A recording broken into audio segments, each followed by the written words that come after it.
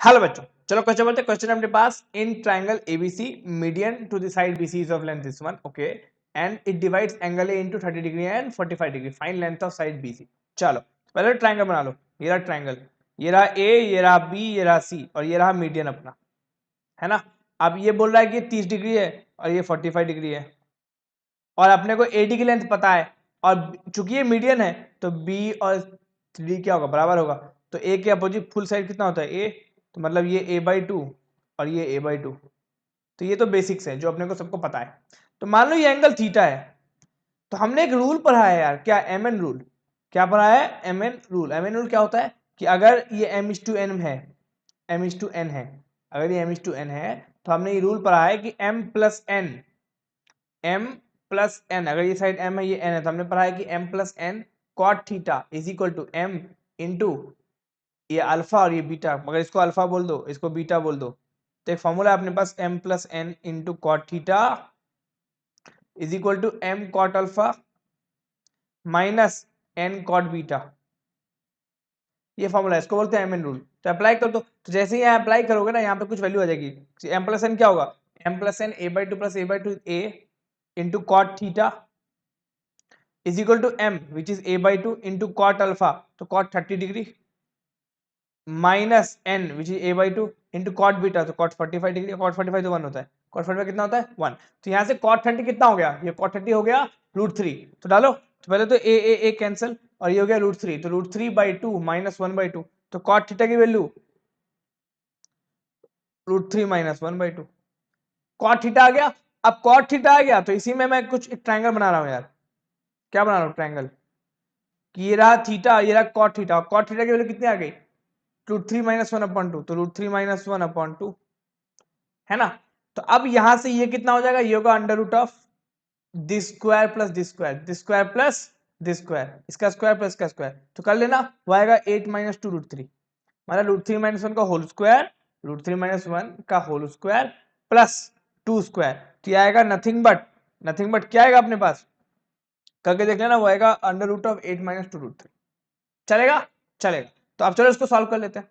तो यहां से अब क्या है, अब अपने को पता है कि अपने को एडी दिया हुआ है यार, तो किसी भी तरीके से एडी निकालना है। तो एडी निकालने के लिए ट्राइंगल ए सी डी में साइन रूल लगा दो। क्या लगा दो, तो अगर ये एंगल थीटा है, अगर ये एंगल थीटा है, ये 45 है, तो ये कितना हो जाएगा, ये हो जाएगा ये angle nothing but pi minus of theta plus 45 degree.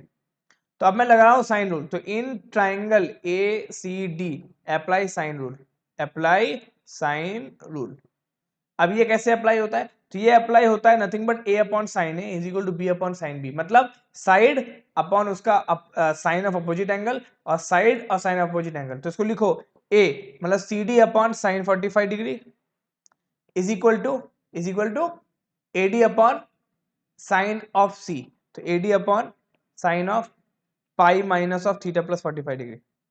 No problem.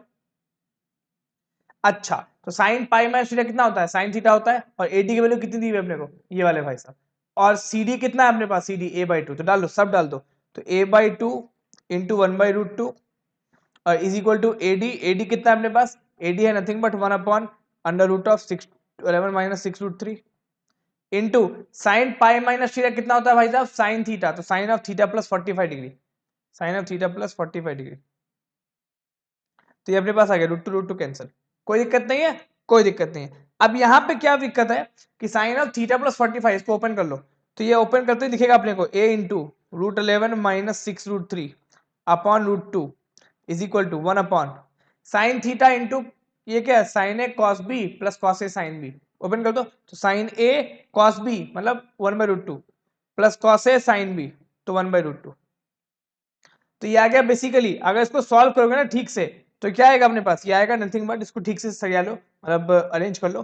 तो a/√2 into cos theta plus sine theta upon √2 ये आएगा, और इज इक्वल टू ये आएगा अपने पास, ठीक है। तो इज इक्वल टू एडी, और एडी की वैल्यू कितनी थी, 1 अपॉन अंडर रूट 11 माइनस 6 √3, यही था अपने पास, यही था। ठीक है, तो यहां से √2 ये हो गया a/2।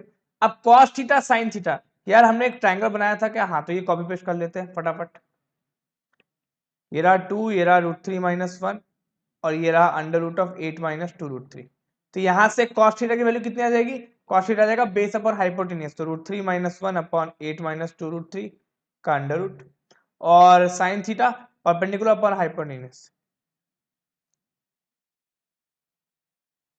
आएगा। तो सब्स्टिट्यूट कर दो, तो इन दोनों वैल्यू को यहाँ सब्स्टिट्यूट करो, जैसे ही सब्स्टिट्यूट करोगे तो आएगा nothing but a upon twice of √3। अच्छा ये √3 माइनस 1 और 2, और बेस तो सेम ही है, मतलब परपेंडिकुलर तो सेम ही है ना, हाइपोटेन्यूज सबका। तो इसको लिख सकते हैं √3 plus 1 upon upon under root of 8 minus 2√3 और is equal to this guy, is equal to 1 upon this guy. चलेगा, चलेगा।